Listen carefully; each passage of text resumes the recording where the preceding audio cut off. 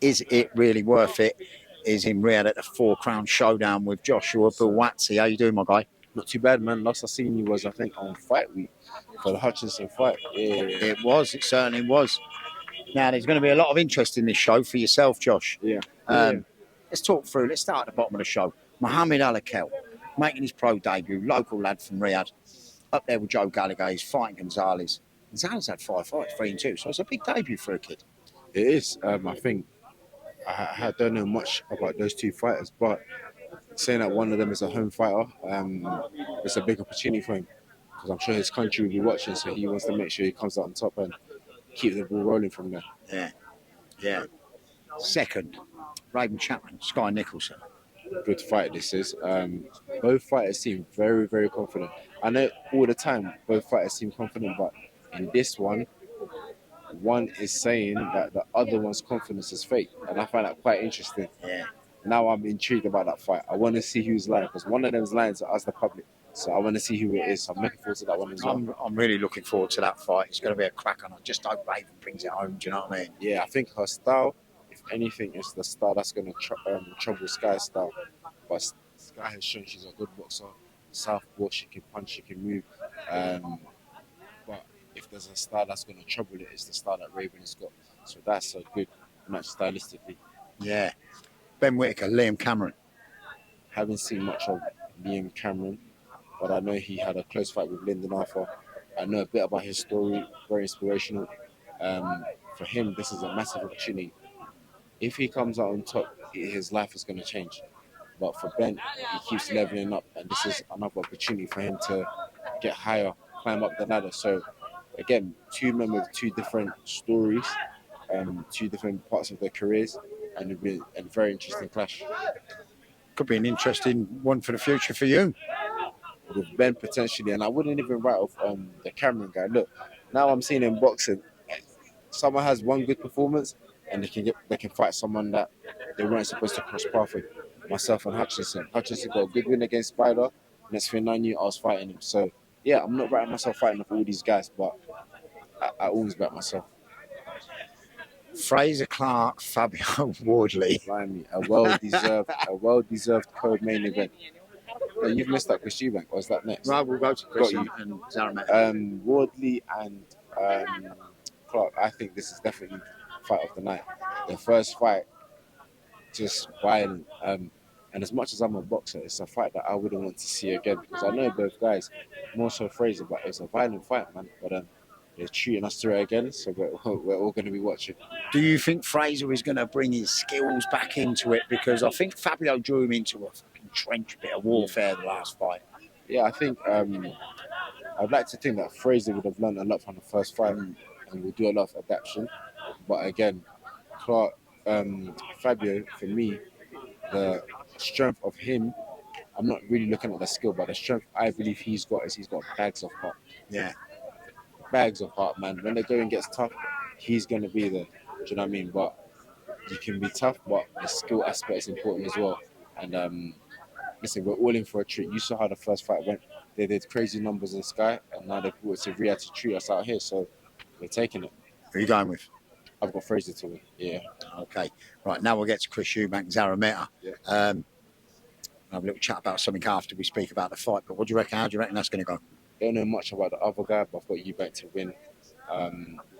Brought a sword to the, I think it was the press conference last night. Yeah. So I don't know what his opponent thought about that, but yeah, if I was fighting him, my opponent brought a long sword. I'm like, what's going on?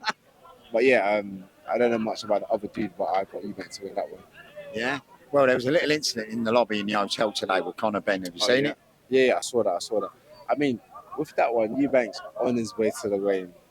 Every fighter knows that day you don't want to use too much energy. You've just cut some weight off. You just want to get on the scales and rehydrate. But for me, I don't have much to say about that. I think the main thing is that Eubank's mind's got to be on what he has to handle tomorrow. Last time I saw an incident like this, from my perspective, was when a guy was fighting Craig Richards, and he was fighting Richards the next day, but he was concerned about me and started having a go at me. I was like, don't worry about me. Like, you can fight me whenever you want, but you have to deal with Spider tomorrow. What happened? When in the next day, Spider beat him. So I think for me, Eubank hasn't got to worry too much that thing with Ben. That fight is going to happen whenever it's going to happen. For now, he's got to deal with the dude who's got to fight tomorrow night. Yeah. Yeah, I think that fight's got to happen. Yeah. Not just for them two, but for the public. You Yeah, know, we really want to see that. We've been dying for it, so so hopefully it'll happen. Yeah. Okay, let's go to the main event. Beta BF Bivol. This is what everyone's salivating over. We're all licking our lips. It's going to be a cracker, ain't it? It is, and I think I've said this in a few interviews, but from my point of view, this is definitely my time in boxing, the number one fight where you can genuinely say it's 50-50. You know, people are calling the predictions and fair play to them, but I genuinely don't know who's going to win. You've got a man that knocks out everyone. You've also got another guy that's very skillful and has beaten everyone put in front of him. So how do you judge who's going to win? I look at the recent forms that they've been in. Based on that, Vitorbiev stopping everyone and showing that he's going to come out on top. But one thing about Bivol I've noticed is that the better his oppositions, the better he performs. Yeah. That's what I've noticed. So again, two things that it's who's going to execute their game plan. Yeah, I think, I don't know, myself personally, I just think, can Beta BF upset that rhythm Bivol's got? You know, he's got that checkbook style of boxing and he's mastered it. He's And you know what's mad? Them being both Russian, Vitorbiev would have been used to that style.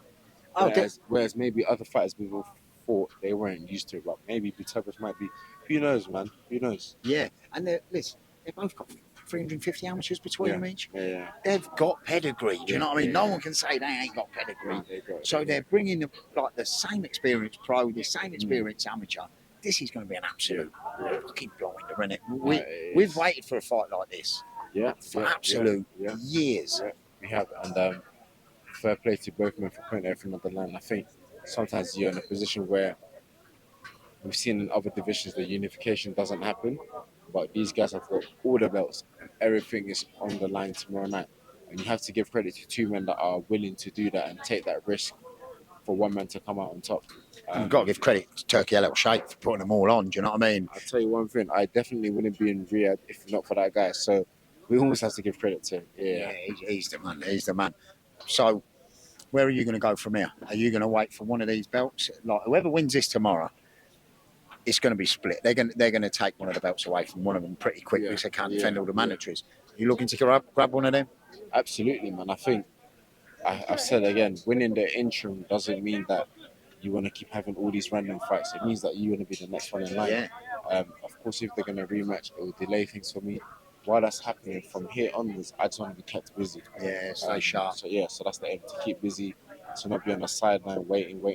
So as long as I'm kept busy until my time comes, then I'm good. You got anything in the pipeline? Not anything, but I do want to be out, let's say, around February. Brilliant. It'd be great to see you. Joshua, thank you very much for talking to us, man. God bless you.